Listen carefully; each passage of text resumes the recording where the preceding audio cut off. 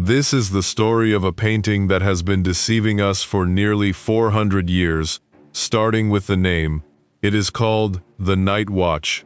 The action takes place at first light of dawn, and the title everyone repeats did not appear until 1797, 155 years after Rembrandt finished it. A thick, dark yellow varnish had been darkening the image over the centuries. Someone assumed it depicted a nighttime scene, and the error calcified forever. 30 people are working right now inside the Rijksmuseum in Amsterdam on the largest research and restoration operation ever devoted to a single work of art, a project christened Operation Nightwatch that has been rewriting since 2019 what we thought we knew about how Rembrandt worked. Beneath the layers of varnish, paint, and centuries of assumptions, they have located a lead layer no expert suspected, identified arsenic pigments Rembrandt should not have applied in a portrait, unearthed a hidden preparatory sketch that scholars had been chasing for decades, and reconstructed with artificial intelligence the sections of the canvas that someone mutilated with scissors in 1715. To understand why each of these findings matters, you first have to understand what this painting depicts and why, for nearly 4 centuries, no one saw it as Rembrandt conceived it. Toward the end of 1640, a militia company from District 2 of Amsterdam contacted Rembrandt van Rijn to commission a group portrait destined for the new banqueting hall of their headquarters, the Cloveniersdoelen. Leading the company were Captain Frans Banning Koch and his lieutenant Willem van Rutenberg, and what we know for certain is that the commission arrived before December 1640 because one of the guardsmen portrayed died around that date. The politics of the era explain the ambition behind the project. Spanish forces had retreated to Belgium, Dutch independence from Spain was fast approaching, and although the Treaty of Münster that would close the 80 Years' War would not be signed until 1648, the so-called Dutch Golden Age was at its most intense. The militiamen wanted to celebrate themselves and see themselves immortalized on a wall. 300 guilders was what an average worker earned in a year, and what Rembrandt charged for this commission amounted to 1,600, a gap that gives the measure of the project. 18 commissioners funded the work, and each paid roughly 100 guilders to appear on the canvas, some a bit more, others less, depending on the position they would occupy in the final composition. The canvas turned out so enormous that it did not fit in Rembrandt's Amsterdam studio, and what is believed is that he completed it in a shed in the garden of his house. When he finished it in 1642, the work contained 34 figures, of which only 18 corresponded to real people, while the remaining 16 functioned as symbolic presences, including a young woman in a pale yellow dress, traditionally considered the mascot of the guard. A fact that gives the measure of what happened in that shed. Rembrandt, unlike many of his contemporaries, never set foot abroad nor studied outside the Netherlands, and yet what he created within those 4 walls altered forever the way a group portrait was conceived. Before Rembrandt, militia group portraits obeyed a rigid formula in which the members posed in orderly rows or sat around a table during a banquet, all visible, all given the same visual weight, fulfilling a strict function, that every person who had paid could be recognized immediately. They did not function as works of art, they functioned as records. Rembrandt dismantled each of those conventions, where before there had been a static composition, he built a scene in motion where his masterful chiaroscuro bathed certain figures in light and plunged others into shadow, injecting dramatic action into a subject that until then had operated like a formal photograph. No artist before him had staged a group portrait as a history painting, the most prestigious genre of the period, and that decision split the tradition in two. What he hid inside the composition betrays a sense of humor and a visual intelligence that deserves attention. From the belt of the girl dressed in yellow, the company's mascot, hangs a chicken, and the conceit works like this.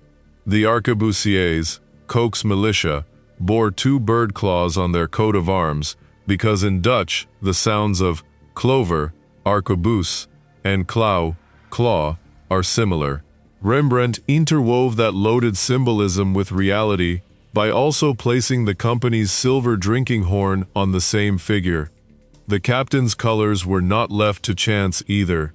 Rembrandt dressed Banning Koch in the red and black of Amsterdam, when militia captains typically wore a blue sash with gold lace, and the shadow of Koch's hand falls on Van Ruytenberg's coat, precisely where the city's coat of arms appears subtly embroidered in the fabric. An element that can no longer be seen with the naked eye once added drama to the scene, a wisp of musket smoke that swirled around Banning Koch's head, completely erased by deterioration.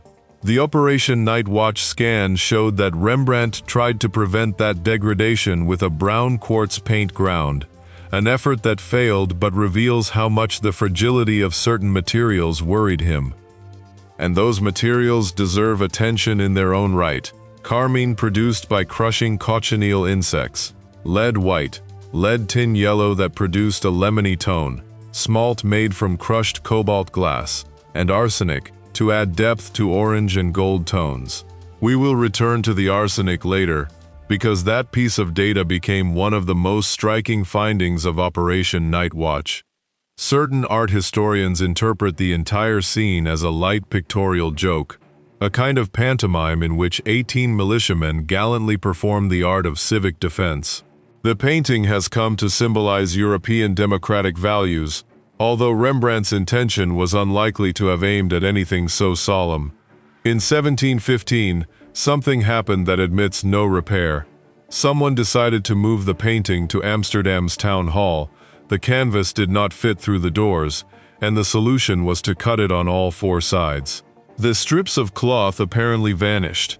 2 complete figures disappeared from the left side, along with the upper part of the arch, the balustrade, and the edge of the step, and what no one measured at that moment was the damage to the composition. By trimming the edges, the figures of the lieutenants ended up centered in the painting, when Rembrandt had deliberately placed them off-center, marching toward an empty space that generated tension and movement, and that compositional dynamic ceased to exist with each snip of the scissors. In 2021, the Operation Night Watch team tackled the problem with artificial intelligence, using as a starting point a copy of the painting that Gerrit Lundens had made before the mutilation. They trained an algorithm to convert Lundens' style into Rembrandt's, and the recreation even corrected the perspective, since Lundens must have been seated to the left of the painting when he prepared his copy, which slightly distorted the proportions. 60 centimeters added to the left side, 22 to the top, and 12 to the bottom made up the printed extensions placed around the original canvas, and the painting was displayed in this configuration from June to September 2021. Taco Divitz, director of the Rijksmuseum, summed it up with a direct phrase: "Rembrandt would definitely have made it more beautiful, but this comes very close." Regarding the original fragments someone cut away more than 3 centuries ago, a slender hope remains. Divitz has stated that at least the left side may not have ended up destroyed, because it contained 3 figures, and at the time of the mutilation Rembrandt's paintings already commanded high prices. To this day, no one has located them. Surviving the scissors of 1715 did not mark the last trial for the Night Watch, because over the course of the 20th century, it suffered 3 acts of vandalism, and an ironic detail connects the first 2. The 13th of January 1911, an unemployed cobbler and former Navy cook tried to slash the painting with a cobbler's knife as a protest against his inability to find work, and the thick layer of varnish covering the work absorbed the blows without the canvas sustaining real damage. That varnish functioned as an accidental shield, and that is where the irony comes in. That same protective varnish was removed in the 1940s, leaving the painting unprotected just in time for the second attack. On the 14th of September 1975, an unemployed teacher named Wilhelmus de Rijk slashed it with a bread knife and inflicted 12 cuts on the canvas, with several zigzag incisions up to 30 centimeters long. De Rijk suffered from mental illness and declared he had done it for the Lord, that he had been ordered to do it. 6 months were consumed by the restoration, and the painting returned to display in March 1976, although evidence of the cuts is still visible up close. Without that thick varnish that had shielded it in 1911, the damage of 1975 became far more difficult to repair. The third attack came in 1990, when an escaped psychiatric patient sprayed the painting with concentrated sulfuric acid, and the quick reaction of a guard limited the damage to the varnish. Scissors, cobbler's knives, bread knives, sulfuric acid, and the painting still hangs in the same room. At least 4 documented relinings record how many times it has needed intervention: in 1975 after de Rijk's attack, in 1945 when it returned from its wartime hiding place, in 1851 during the first documented wax resin relining, and possibly in 1795 or even as early as 1758. The war itself tested its survival. In September 1939, the work was evacuated from the Rijksmuseum, along with 30,000 art objects, and hidden first in bunkers near the coast, then moved in 1942 to a cave in the St. Petersburg, in Maastricht. 337 kilograms of canvas and paint waited in that cave until the war ended, and every one of those kilograms has had to be protected, transported, concealed, restored, and defended over the course of nearly 4 centuries.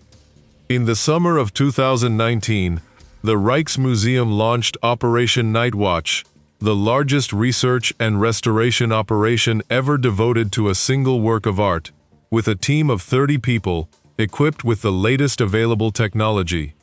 What sets this project apart from any previous restoration, aside from scale, is that it unfolds in full public view.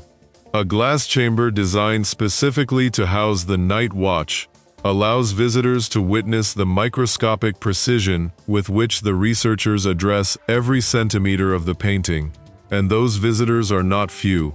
More than 2 million people pass through that room each year, turning the restoration process into part of the museum experience.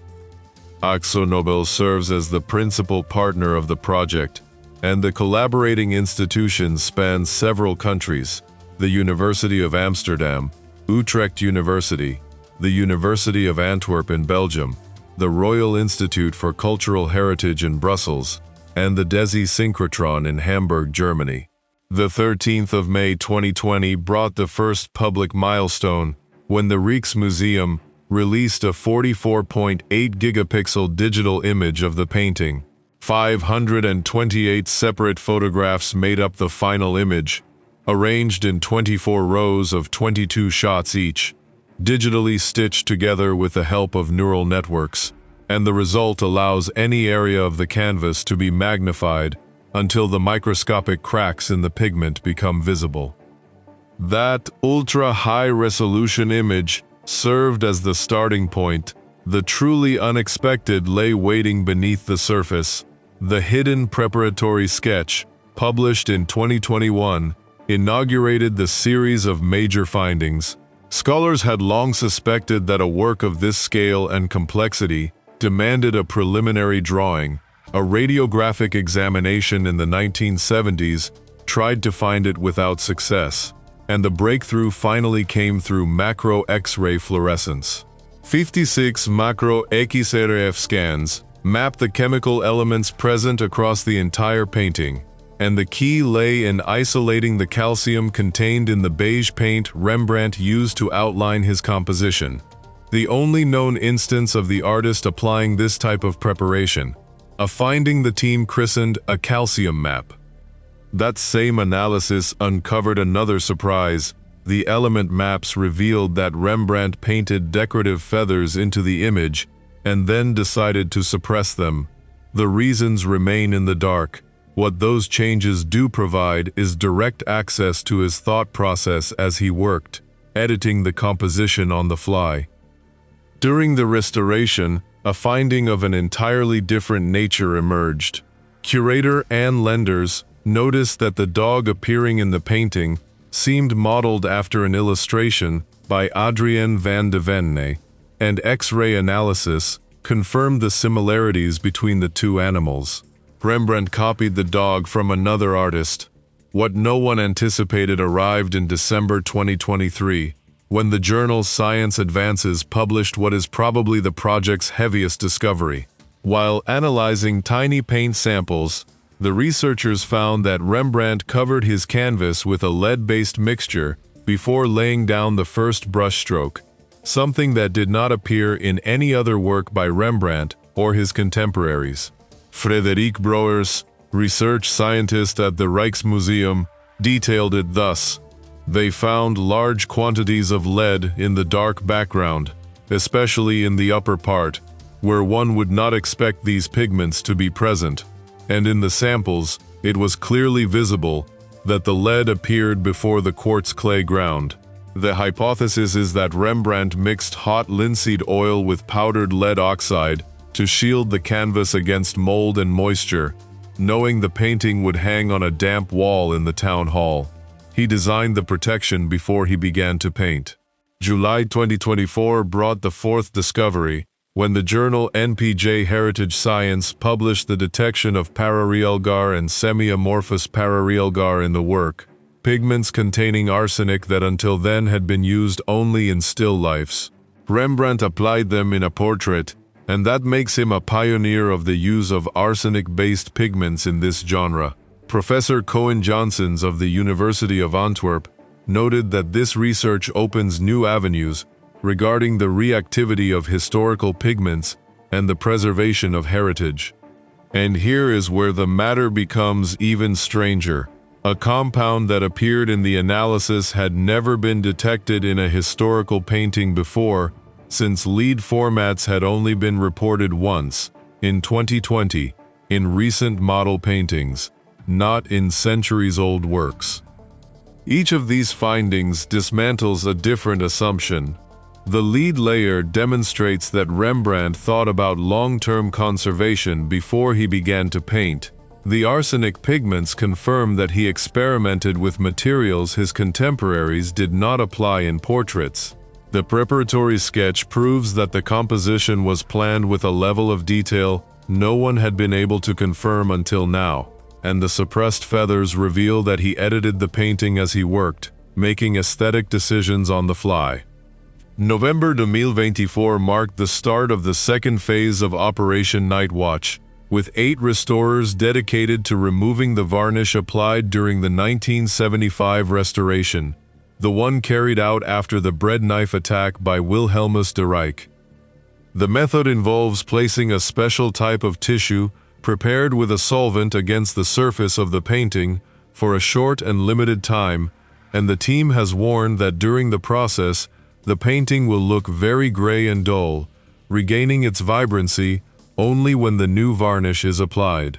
The 1975 wooden stretcher has already been replaced by an aluminum one, and no completion date has been announced for the full restoration. Taco Dibitz, director of the museum, declared that removing the varnish will reveal the eventful history of the Night Watch, and added something that gives the measure of what remains to be discovered.